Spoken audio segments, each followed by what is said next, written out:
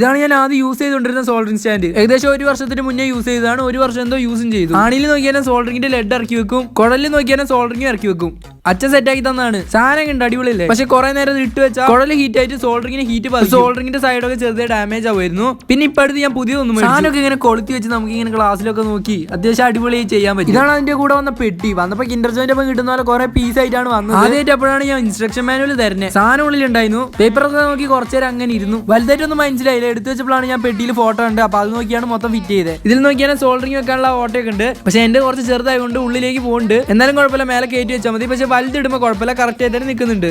പിന്നെ നോക്കിയാൽ ഇതിൽ 2 ലൈറ്റ് ഒക്കെ ഉണ്ട്. അപ്പൊ മേലെ സ്വിച്ചും കാര്യങ്ങളൊക്കെ ഉണ്ട്. ബാക്ക് തുറന്നപ്പോഴാണ് കണ്ടത് 3 ത്രിബിൾ ബാറ്ററി. ഒരു ബാറ്ററിക്ക് 12 രൂപ, 36 രൂപ. ഇഷ്ടംപോലെ ബാറ്ററി ഉണ്ട്. അപ്പൊ അതിന്റെ ആവശ്യം എന്താ? ഇതൊരു റീചാർജബിൾ ബാറ്ററി ആണ്. ഉള്ളിൽ വെട്ടി നിരത്തിയിട്ട് നമുക്ക് ഇത് സെറ്റ് ചെയ്യാം. ഈ ഒരു ബാറ്ററി സെറ്റ് ചെയ്യാൻ വേണ്ടി ഉള്ളിൽ നമ്മൾ കുറെ മെറ്റീരിയൽ ക്വാളിറ്റി എന്തായാലും അടിപൊളിയായിരുന്നു. സാധനം ഇപ്പൊ സെറ്റ് ചെയ്തു. ലൈറ്റ് ഒക്കെ അടിപൊളിയായി. റേറ്റ് നോക്കിയാൽ പ്രൊഡക്റ്റിന് 407 പ്ലസ് കുറച്ച് ടാക്സും. അപ്പൊ പുതിയ